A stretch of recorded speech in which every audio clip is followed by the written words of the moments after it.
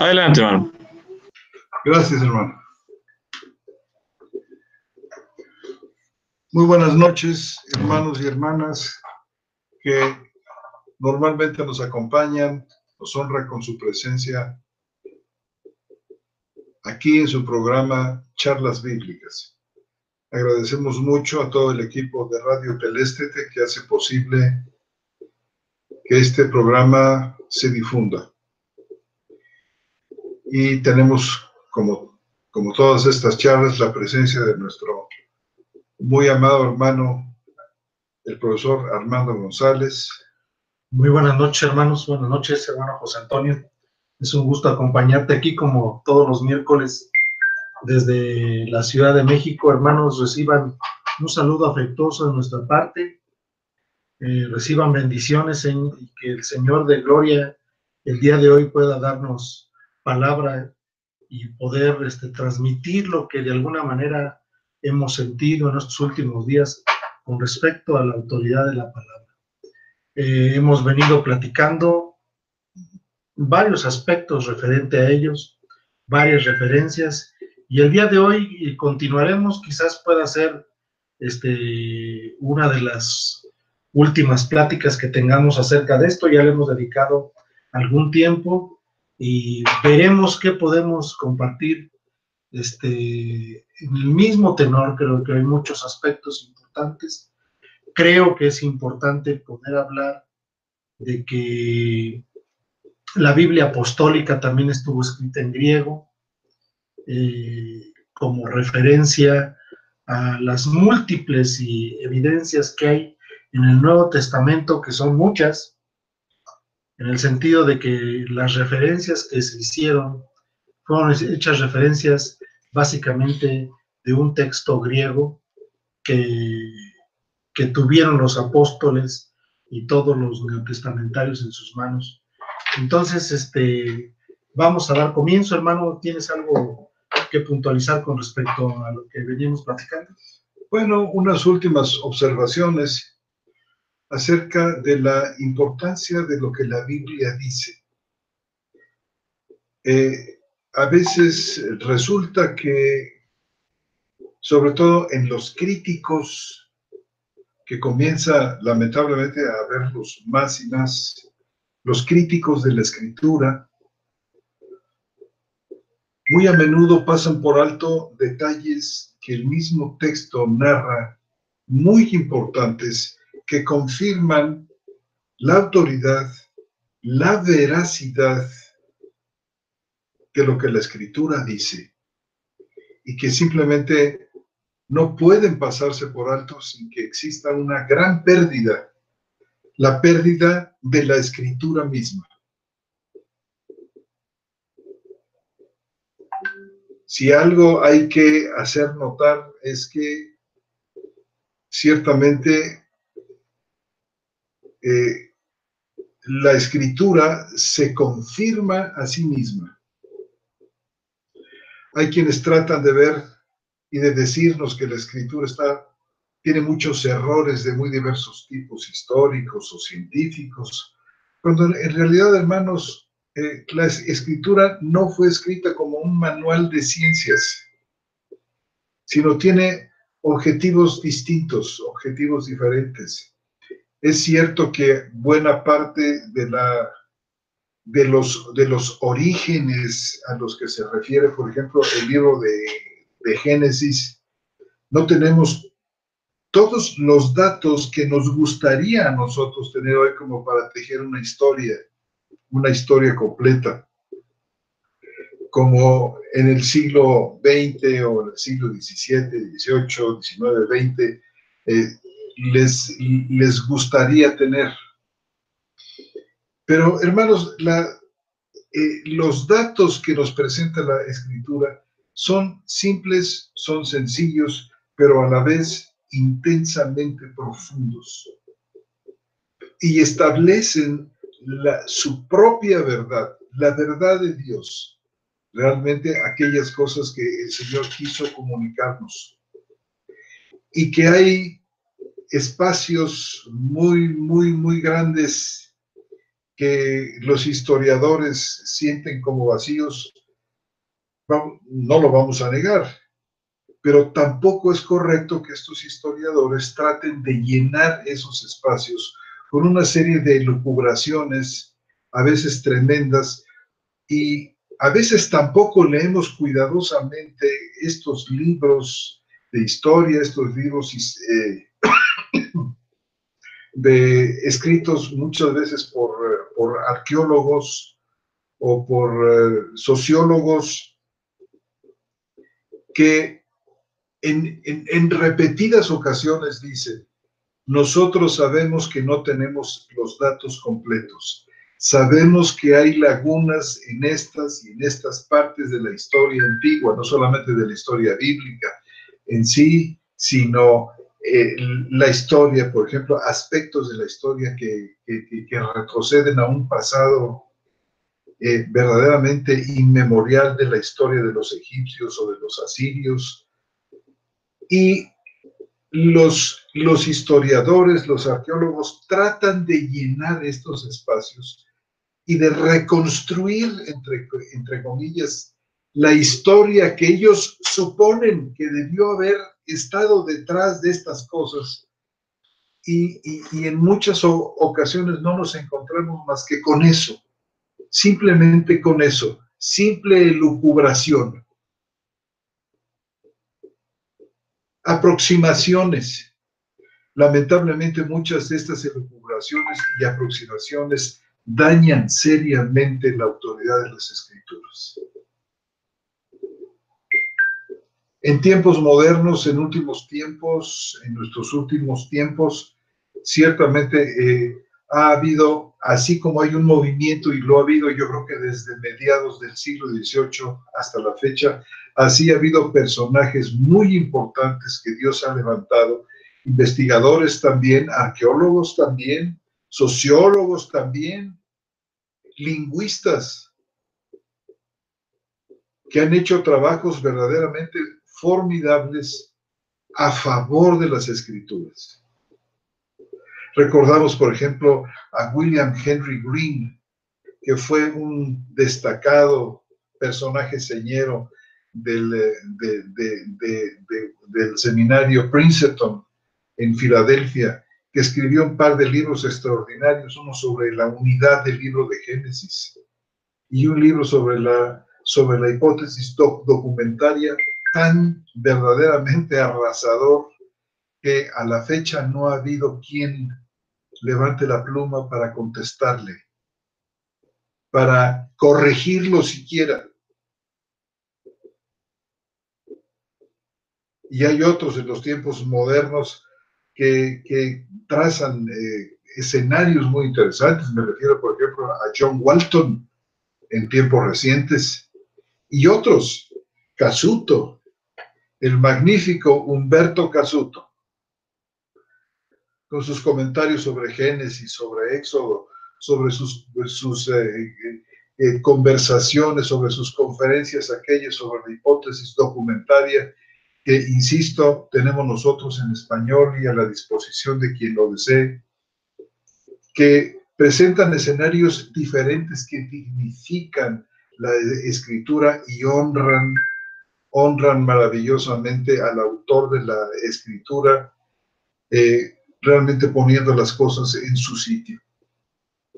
Es muy fácil, por ejemplo, llenar espacios de elucubración y decir que el concepto que nosotros tenemos en la escritura de Dios se deriva más bien de las naciones que rodearon a Israel en Canaán, que Israel realmente no llegó al concepto de Elohim o de Yahvé, a este concepto del Dios único frente al politeísmo que lo rodeaba, sino a través de la revelación misma de Dios. Es muy complejo que todos los pueblos politeístas que rodeaban a Israel, las grandes naciones de entonces, Egipto o Babilonia o los medopersas, y posteriormente los griegos, todos ellos con panteones de dioses de multicolores, más parecidos a los hombres, más llevados por las pasiones humanas. ¿Qué otra cosa? Cuando comparamos a toda esta amalgama de dioses con la belleza del carácter del Dios único, del Dios eterno, del Dios que es uno para siempre, que es trino y uno. Cuando comparamos nosotros el carácter de estos dioses, nos damos cuenta, y lo comparamos con el carácter de Yahvé, la manera como la Escritura nos habla de sus atributos. Sencillamente nos damos cuenta de que no hubo absolutamente nada en el escenario antiguo que pudo haber llevado, ni siquiera en el tiempo de los egipcios, cuando dieron culto a ese Dios único en los días de Akenatón. No hay manera de comparar al Dios de Israel con ninguno de los dioses habidos o por haber en aquellos años, en aquellos siglos. El concepto israelita bíblico que tenemos nosotros de Dios es absolutamente único, sin precedentes, sin antecedentes. No fue la composición de ideas sobre Dios que fueron reuniendo los judíos de los pueblos. Se equivocan los arqueólogos, se equivocan los sociólogos de la religión cuando ven esto. No, señores.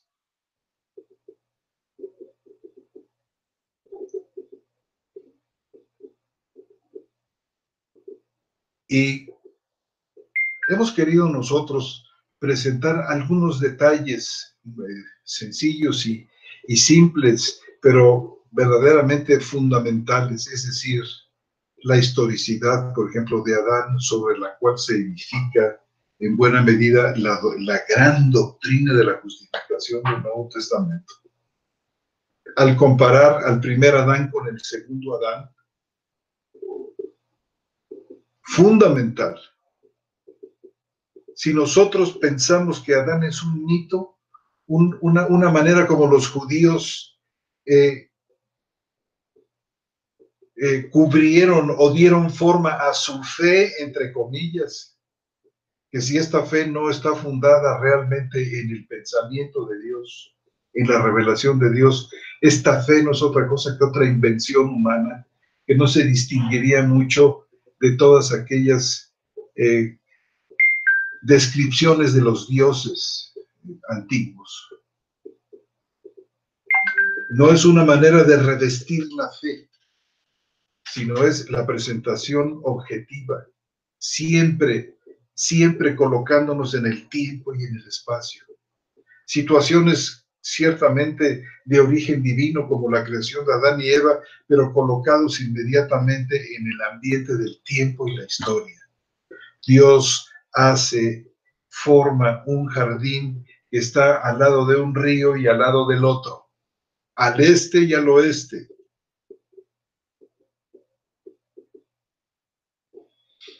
Isaías el profeta habla, escribe: en el cuarto día del rey fulano de tal, a los tantos años de esto y lo otro, siendo rey de Judá, siendo rey de Israel, tal.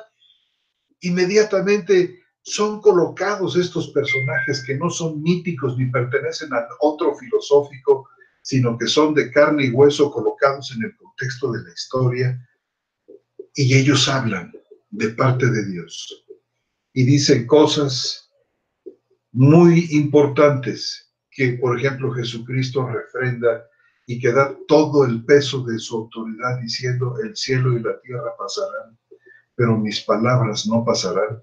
Y no se refiere Jesús solamente a las suyas, sino a las palabras de la Escritura completa, porque Él es el autor de la Escritura. Así es. Y pudiésemos hablar de la historicidad de Abraham también. Compra un sepulcro en tal lugar, tiene los hijos que viven aquí, que viven allá, la esposa que tiene los hijos. Y luego el apóstol Pablo toma este personaje cardinal de la historia de la salvación, y llama a los cristianos que están revestidos de Cristo descendencia de Abraham.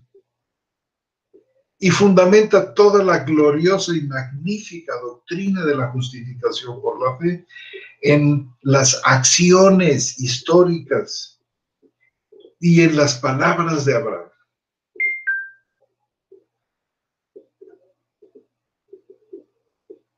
Si nosotros decimos, así con esa facilidad que a veces sorprende de ellos, que Abraham es un personaje mítico, sencillamente con esa declaración se está pretendiendo acabar con la autoridad de la Escritura, socavando el cimiento mismo de la veracidad, por ejemplo, que Pablo merece, que Jesucristo merece.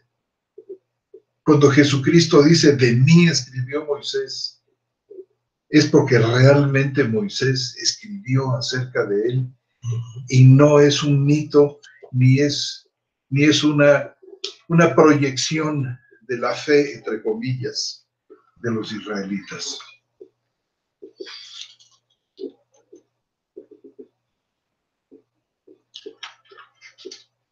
Y tenemos que tener mucho cuidado con lo que nos están diciendo y que tengan mucho cuidado aquellos que están diciendo lo que están diciendo.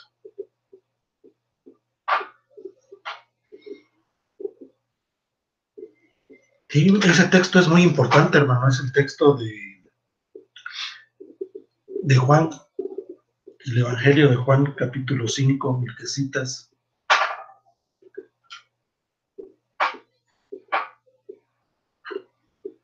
Versículos del 43 en adelante.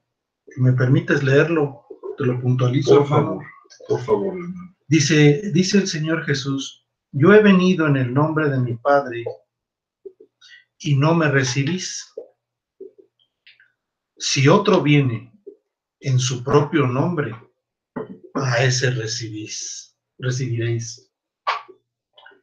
Y dicen, ¿cómo podéis creer vosotros que recibís gloria los unos de los otros y no buscáis la gloria del único Dios? No penséis que yo os acusaré delante de mi Padre. Hay quien os acusa. Moisés. Fíjate cómo puntualiza. No penséis que yo os acusaré delante de mi Padre. Hay quien os acusa. Moisés. En quien vosotros habéis puesto la esperanza. Y vosotros está hablándole a los judíos, a la clase quizás dominante o a los escuchas que tenían en ese momento. Y dice, en quien vosotros habéis puesto la esperanza, pero si creyeras a Moisés, me creerías a mí, porque de mí escribió él. Pero si no creéis a sus escritos, ¿cómo creeráis en mis palabras? Y aquí hay una cuestión importante, porque si yo digo que lo que escribió Moisés fue un relato,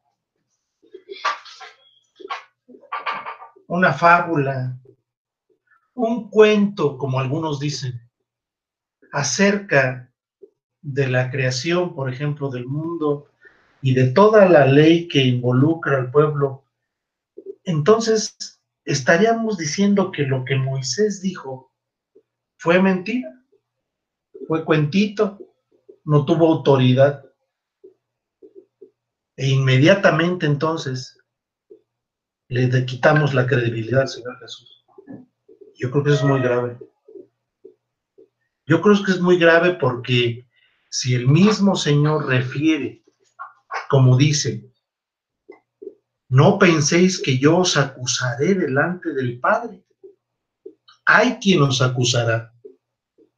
Moisés, en quien vosotros habéis puesto la esperanza. Pero si creyeras a Moisés, me creerías a mí porque de mí escribió él. De mí escribió él. Pero si no creéis en sus escritos o a sus escritos, ¿cómo creeréis a mis palabras? Si realmente Moisés no escribió el Pentateuco, si realmente Moisés ni siquiera existió, si realmente el Pentateuco es la componenda de algunos escribas judíos después de la que se reúnen después de la deportación de Babilonia para escribir el Pentateuco, entonces realmente hay una distancia inmensa de casi 900 años. Habría una distancia aproximada entre, no sé, 800 o 900 años entre el Moisés bíblico, como lo captamos nosotros, aproximadamente del siglo XV o siglo XIV, con este otro supuesto Moisés que escribe, porque el mismo Deuteronomio dice que Moisés escribe, que Dios le habla a Moisés y Moisés escribe lo que Dios le dice. Si esto fue solamente una mentira, una manera infantil de instruir al pueblo judío, bueno, me pregunto yo, ¿es nuestro Señor Jesús, de quien acabamos de oír estas palabras, es nuestro Señor Jesús otra persona que continúa, podemos decir, con el engaño? Porque si Moisés no escribió, entonces es mentiroso decir que de mí escribió Moisés, porque ni siquiera habría existido Moisés. Claro. O sea, aquí hay un aspecto importante que a mí me llama poderosamente la atención, en el siguiente sentido. Y haciendo referencia a una cita que hace Natalio Fernández en su libro La Septuaginta, cita un eslogan que me llamó mucho la atención en el siguiente sentido, ¿no? Ahorita lo voy a explicar. Natalio Fernández dice, en una cita que hace de otro autor, y dice, si quieres leer el Nuevo Testamento, entonces aprende Quiní. O Koiné. O Koiné. ¿Qué quiere decir esto? Que si tú quieres leer el Nuevo Testamento, entonces aprende griego, el griego Koiné. Pero dice, pero si quieres interpretar el Nuevo Testamento, entonces aprende Septuaginta. ¿Por qué dice Natalio Fernández esto? ¿Por qué dice que si quieres interpretar el Nuevo Testamento, entonces que aprendas la Biblia griega de la Septuaginta? ¿Por qué? Porque la puntual referencia que hacen los autores del Nuevo Testamento soportan una base teológica en la Septuaginta. Y esto es de gran valor. Ahora, esta base teológica que apunta hacia el Antiguo Testamento o hacia la Septuaginta tiene que ver con las grandes verdades de la Biblia, con las verdades que sostienen nuestra fe. Una que es fundamental: sin resurrección no hay cristianismo. Era importante, muy importante, que el Señor Jesús resucitara. Fundamental para el cristianismo. ¿Por qué? Pues por la sencilla razón que antes del Señor Jesús, la muerte tenía un dominio, tenía un poderío, retenía a todos. Todo el que moría antes del Señor Jesús era atrapado por la muerte. Y la muerte los retenía. se queda con ellos. Claro que hay sus excepciones. Una excepción es Lázaro. Pero Lázaro es resucitado por la obra de Dios. Pero ¿quién en realidad vence a la muerte?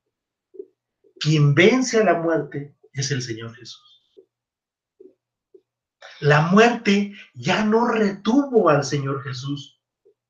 Entonces era importante que muriera el Señor Jesús e importante que resucitara para que la enseñanza bíblica centrada a través de la resurrección apuntara a que Cristo estaba venciendo a la muerte. Y si Cristo vencía a la muerte, entonces todos aquellos a los cuales el Señor quiere han vencido la muerte. Y esa es parte de nuestra esperanza. Y esta es la vida eterna. Y no solamente eso, sino que tantos textos que tenemos acerca de la cuestión de la vida eterna como un elemento importante de la salvación, como un triunfo importante de la vida sobre la muerte. Es decir, uno de los grandes enseñanzas o principios, una de las grandes doctrinas de la Biblia es la que tiene que ver entonces con la resurrección, así como muchas otras. O sea, no estoy diciendo que sea la única, pero la resurrección es importante porque entonces tenemos un Cristo que triunfa sobre la muerte y por lo tanto todos a los que Él quiere van a triunfar sobre la muerte. Y la vida eterna es que te conozcan a ti, al único Dios verdadero. Y muchas de las enseñanzas que el Señor Jesús da tienen que ver con el aspecto de la vida. Es decir, el Señor Jesús levanta a Lázaro de los muertos y enseguida da la enseñanza: yo soy la resurrección y la vida. Les da de comer a toda la multitud y dice: yo soy el pan de vida. Es decir, la enseñanza de Jesús va directamente a aspectos que tienen que ver con la cuestión del triunfo de la vida sobre la muerte. Pero tomando esto como elemento, quisiera volver a leer un texto que leí la semana pasada para que vean ustedes entonces cómo esta interpretación tiene que ir directamente a un reforzamiento del Antiguo Testamento. Claro, ahí la veracidad, la importancia. Efectivamente, de la es decir, no solamente es la importancia de los autores bíblicos, sino la importancia de la revelación del Señor. En ellos, a través de ellos. Efectivamente. Por eso Hebreos 1:1 dice: Dios, habiendo hablado de muchas formas y de muchas maneras, a los padres nos habló por medio de los profetas. Es decir, Dios hablando por medio de los profetas. Por medio de los profetas. Dice: en estos postreros días nos ha hablado por medio del Hijo. Es decir, Dios revelándose constantemente, utilizando a hombres importantes, desde el punto de vista ya de autoridad y de escritura, como son los que hemos citado. Que no pudieron haber sido un mito. No, sí, no pudieron haber sido una ficción. Si no se cae. Pero fíjense, en el primer discurso de Pedro, que yo les comentaba hace 8 días, me llama a mí poderosamente la atención cómo una vez que Pedro recibe el Espíritu Santo, recibe toda la revelación. Fundamental, porque además lo hace a través del primer discurso.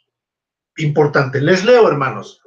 Estoy hablando de Hechos capítulo 2, versículo 22. Hechos capítulo 2, Hechos de los Apóstoles, capítulo 2, versículos 22. Y dice: varones israelitas, dice Pedro, oíd estas palabras.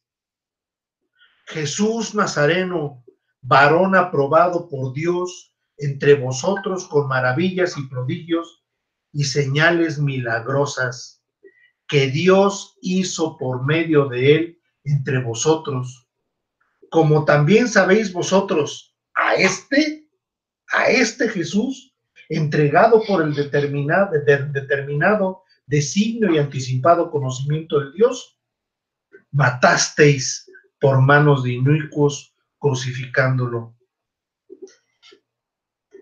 Ya Pedro está diciendo cosas importantes, es decir, que este era el plan de Dios.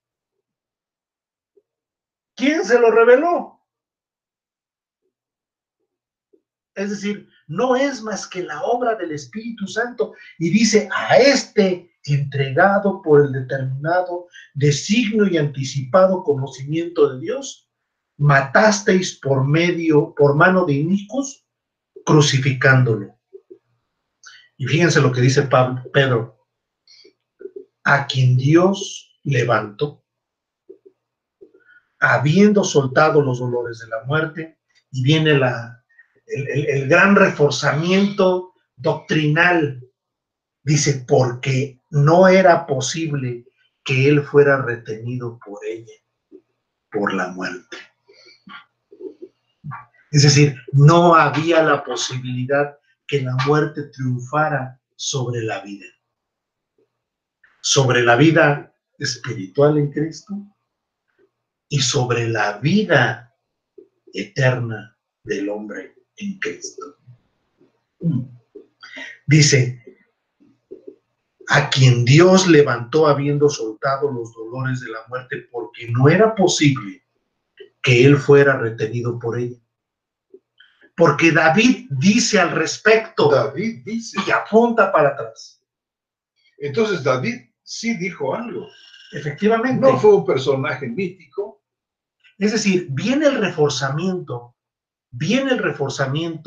y viene el apoyo escritural a un aspecto fundamental, que es la resurrección, en la Septuaginta. Y hay evidencias, las que quieran, hermanos, las que quieran. Hay evidencias que el texto que estaban utilizando los apóstoles era un texto griego del Antiguo Testamento. Pero el mensaje es el mensaje del triunfo de la vida sobre la muerte. Exactamente. Que estaba anunciado, hermano, ya en el Antiguo Pacto. Y dice, y cita a David, y dice, veía al Señor continuamente delante de mí, pues está a mi diestra para que no sea conmovido. Por esto, mi corazón fue alegrado y mi lengua se regocijó en extremo, y aún mi carne también descansará en esperanza, pues no abandonarás mi alma en el Hades, ni permitirás que tu santo vea corrupción. Me hiciste conocer los caminos de vida, me llenarás de gozo con tu presencia. Y vuelve a levantar la voz Pedro y dice, varones hermanos, se os puede decir con franqueza acerca del patriarca David, que no solo murió, sino que también fue sepultado. Es decir, que tuvimos su cuerpo muerto y fue enterrado. Y su sepulcro está con nosotros hasta este día, dice Pedro. Pero siendo profeta y habiendo sabido que Dios le juró irrevocablemente sentar en su trono al fruto de sus lomos, previéndolo, habló acerca de la resurrección de Cristo. Es decir, el patriarca David habló de la resurrección del Señor. No solamente es el hecho de los personajes históricos que le dan sentido a la escritura, sino del aspecto doctrinal que conllevan esas referencias. Y fundamental, ¿verdad? Y fundamental. Por eso dice Natalio Fernández, citando a, creo que de Ismael, ahorita les digo a quién, ¿quieres leer el Nuevo Testamento? Aprende griego koine. quieres interpretar el Nuevo Testamento, aprende Septuaginta. Entonces, sigue diciendo,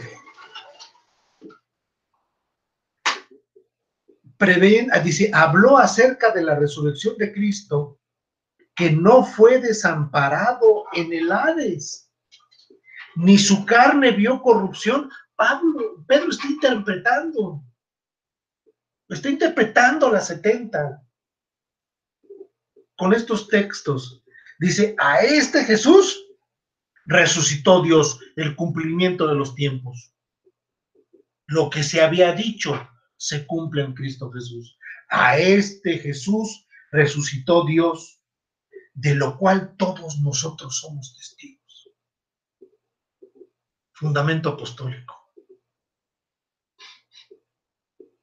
Así que, exaltado a la diestra de Dios y habiendo recibido del Padre la promesa del Espíritu Santo, derramó esto que vosotros veis y oís.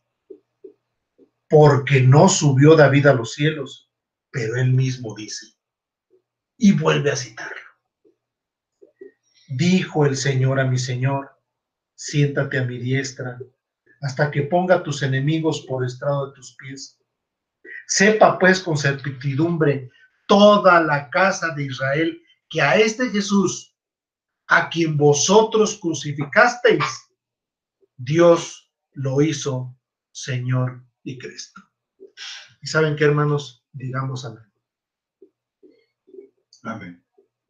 Porque esto es realmente el fundamento de aquellos grandes hombres que Dios escogió para la revelación de su palabra. Y con indicaciones precisas y puntuales. ¿Qué opinas, hermano? No, hermanos, es tan evidente y es tan magnífico, es tan glorioso esto, ¿no? Que tan autoevidente que está por demás los comentarios. Sencillamente brilla aquí en una luz maravillosa. Brilla no solamente la verdad bíblica. Me sorprende separarlo apenas un par de días antes. Es Pedro escondido bajo 7 llaves. ¿Sí? Pedro que regresa a sus redes, a su negocio. Pedro era muy rico. Pedro tenía dinero. Pedro tenía en la pesca un gran negocio. Él regresa. ¿De dónde le sale a Pedro este conocimiento, este valor? Increíble, hermano. Para enfrentar a toda aquella jauría de envalentonada que acababa de deshacerse de Jesús con esta revelación exquisita, con esta revelación profunda del Hijo de Dios, enraizada, como dices tú, en las Escrituras, perfectamente establecida ahí en dichos maravillosos que tienen en esos días su cumplimiento, como dice, como ustedes veis aquí. Claro. Lo que Joel había dicho. Además, previamente. Aquí lo tienen cumplido, aquí está, a la vista de todos. Se citan testigos, muchos que lo vieron, muchos que pueden dar testimonio de que efectivamente había pasado allí lo que había pasado. Se estaba inaugurando el nuevo pacto en Cristo Jesús. Bueno, hermano, pues sencillamente no es peligrosísimo que nosotros digamos o que alguien diga que Moisés o David o Abraham o Moisés realmente son personajes míticos a través de los cuales el Israel antiguo trató a través de ellos de darle forma, de darle una cierta figura a su fe, entre comillas. Cuando la fe es la que brota de las palabras de ellos. Además, en este no es una cosa aparte. No. La verdad es que yo me quedo impactado con estos primeros discursos de Pedro, porque de manera inmediata Pedro vuelve a dar un discurso donde dice que la salvación es por fe, hermano. Entonces, digo yo, qué revelación. Es una revelación magnífica. La salvación por la fe y no por las obras de la ley es verdaderamente, es de hechura divina. Siendo el judío. Siendo el judío. Sí, estando cortado a la ley. Y, caray, hermano, habiendo vivido toda su vida como un estricto fariseo. Bueno, vamos a dejar aquí nuestra charla, hermano, porque ha sido bastante lo que hemos dicho, y seguramente que debe haber aquí algunas preguntas.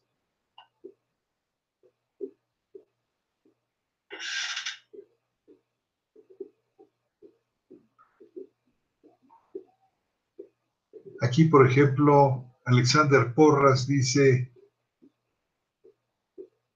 saluda, este no es un mensaje propiamente dirigido a nosotros, sino a la hermana Carla Díez y al hermano Víctor Troncoso.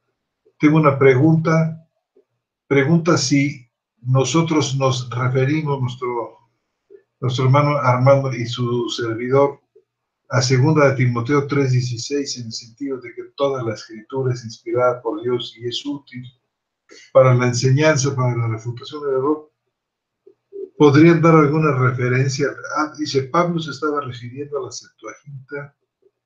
Bueno, vamos a leer exactamente el comentario. Toda la escritura es inspirada por Dios y es útil para la enseñanza, para la refutación del error, para la corrección, para la instrucción y la justicia. Y Septién dijo que cuando Pablo citó esto de toda la escritura, Pablo se estaba refiriendo a la Septuaginta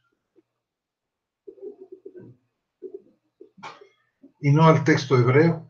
¿Podrían dar una referencia al respecto? Desde ya, muchas gracias. De que toda la escritura a la que Pablo hacía referencia es la Septuaginta.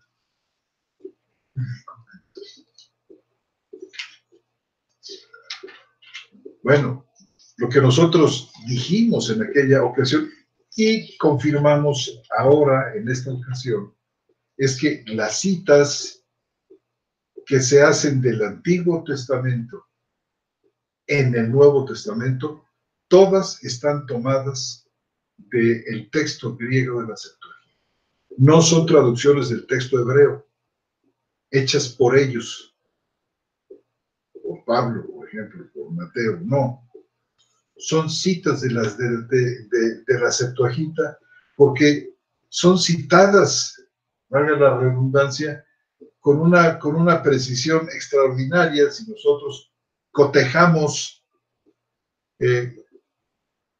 las citas del Nuevo Testamento, por ejemplo, con la versión de Ralphs, la versión de la Septuaginta de Ralphs, o si nosotros tomamos la Septuaginta de Göttingen, que es un texto... O la de Natalio Fernández, hermano, que es... O a la traducción natal de Natalio Fernández, que es un erudito, un conocedor maravilloso de la Septuaginta, autoridad reconocida en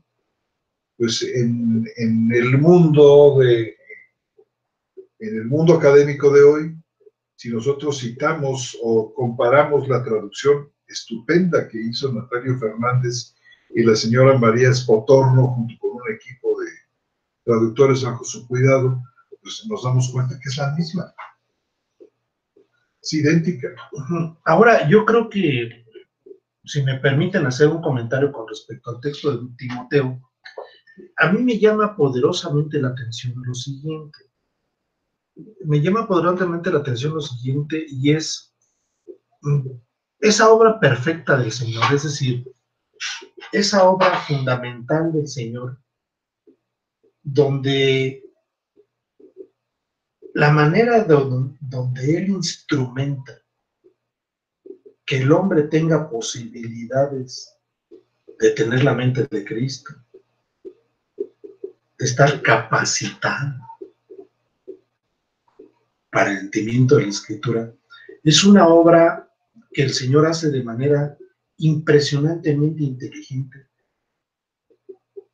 Y es que la obra que Él comienza en nosotros, Él la va a terminar, independientemente de esta carne con que nos cargamos, que nos atropella, que nos traiciona, que luchamos con ella, contra ella, que para nosotros es muy complejo, pero que presenta con esta gran sabiduría e inteligencia del Señor, una manera de que lleguemos a los pies de Cristo y digamos, Señor, perdón por nuestra condición, perdón por nuestra falla, a sabiendas de que el Señor ya perdonó nuestros pecados pasados y nuestros pecados futuros.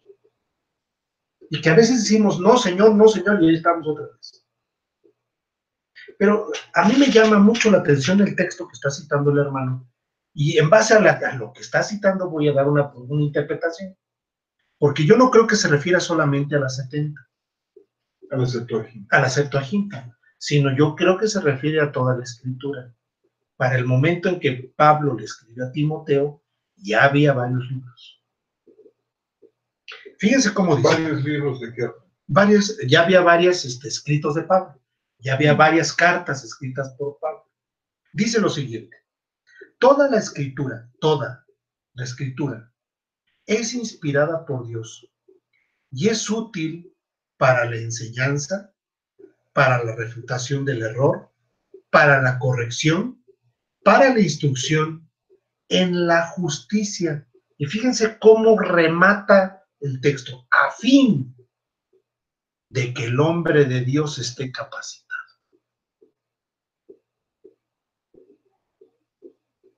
Es decir, toda esta escritura es útil para que el hombre de Dios esté capacitado. Y esté capacitado, dice, esté capacitado, completamente equipado para toda buena. Y toda buena obra, así como lo presenta, es toda buena obra de justicia en el conocimiento de la palabra de Dios. Ya hemos hablado de los textos donde la meta es que el cristiano, la criatura que Dios está formando, la obra de Dios en nosotros, apunte hacia el pleno conocimiento de Dios. ¿Y cómo vamos a tener el pleno conocimiento de Dios? Bueno, pudiendo entender las palabras que el Señor dejó. Y por eso dice, toda la Escritura es inspirada por Dios y es útil para la enseñanza, para la refutación del error, es decir, para hacer una defensa de la palabra, para que se pueda constatar el error contra la palabra, para la instrucción en la justicia, a fin de que el hombre de Dios esté capacitado, completamente equipado. O sea, no dice equipadillo o tendrá una herramientilla, no, dice completamente equipado para toda buena obra, y parte de toda buena obra es la predicación del evangelio. Toda buena obra, como lo dice ahí, es la defensa de la palabra. Toda buena obra es la defensa de la autoridad bíblica. Toda buena obra es la práctica de la iglesia. La iglesia que Cristo compró. Déjame que haga una referencia hacia lo que hemos venido diciendo y quizás esta sea, no sé, la última vez que lo tratamos así exhaustivamente. Si realmente Moisés no escribió, si realmente David no escribió, entonces no son las palabras de Moisés, no son las palabras de David. Todo esto es una fábula y una mentira. Entonces realmente la escritura es algo de lo que se puede prescindir. No tiene razón entonces tener la escritura y seguirla. Podemos perfectamente cerrarlas, las Biblias, hasta quemarlas y no habría problema, no habría pérdida.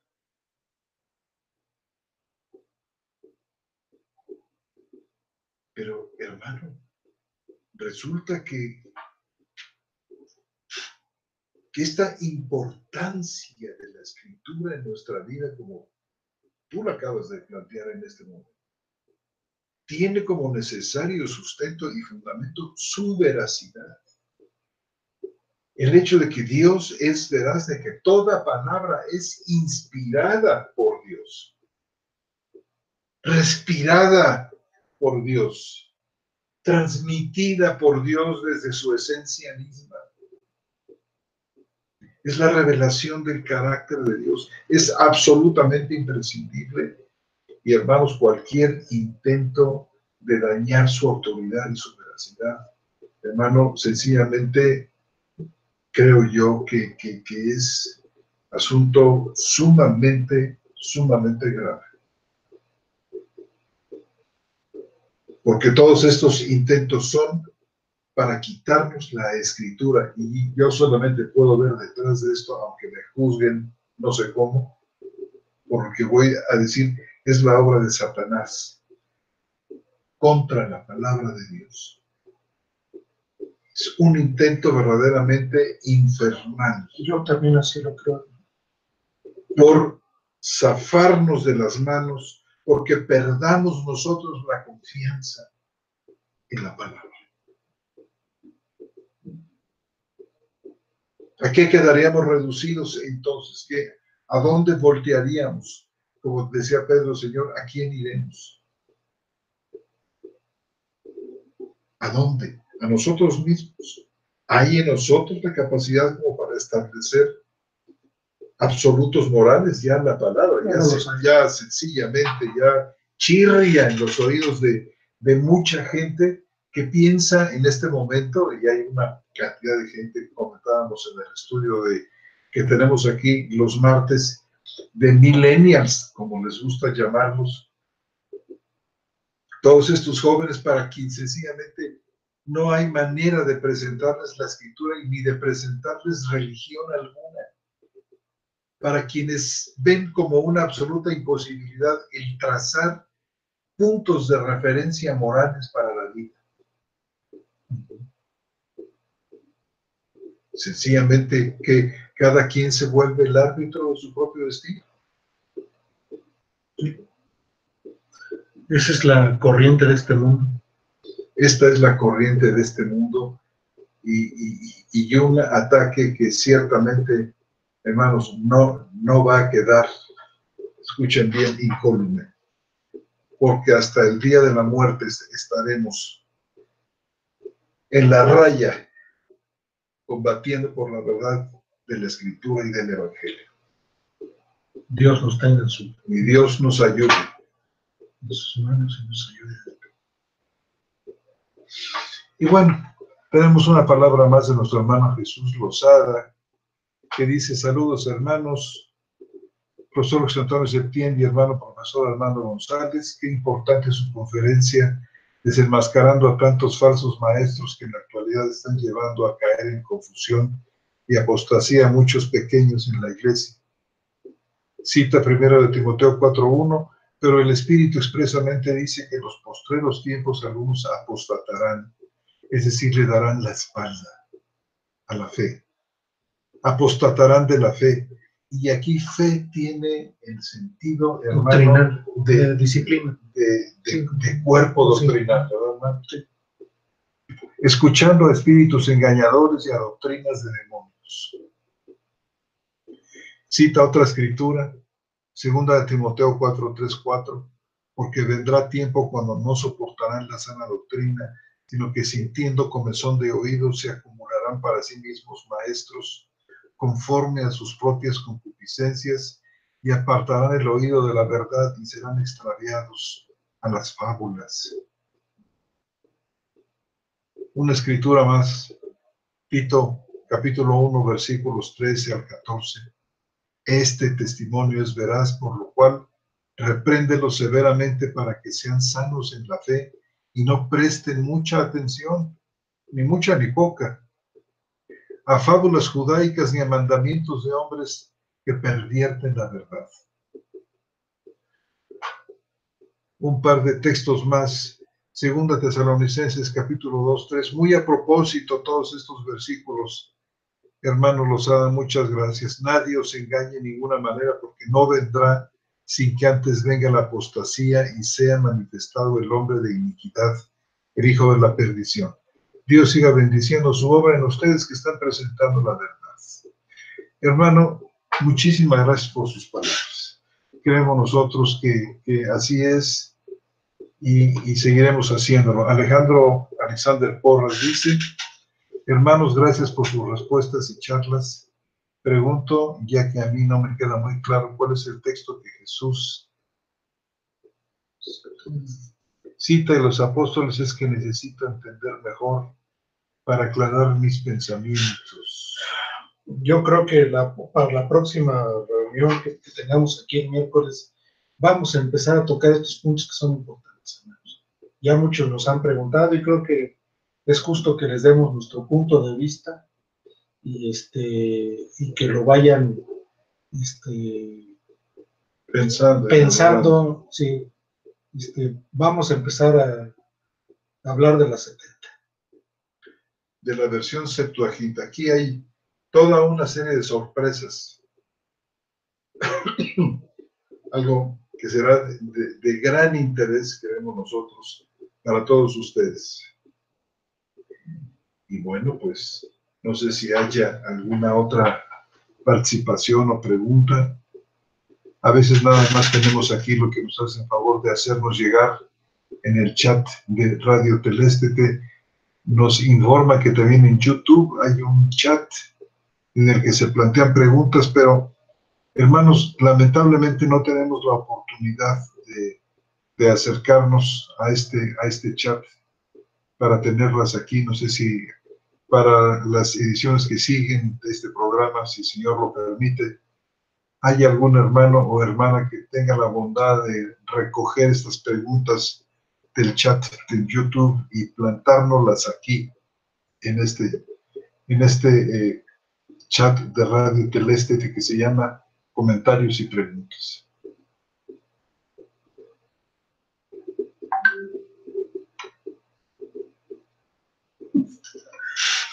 Nuestro hermano Elma Valdez.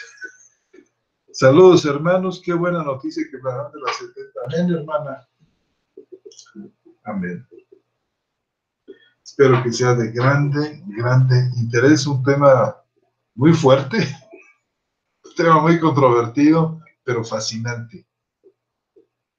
Garantizado, hermanos, que va a ser algo que seguramente va a marcar su vida de maneras muy importantes.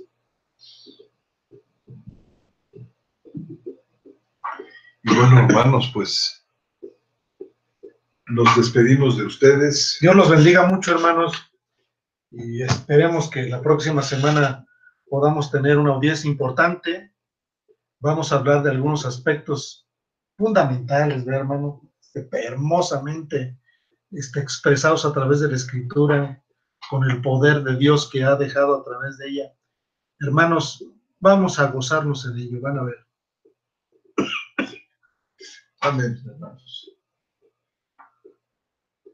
¿Cómo dice este último comentario que tenemos aquí?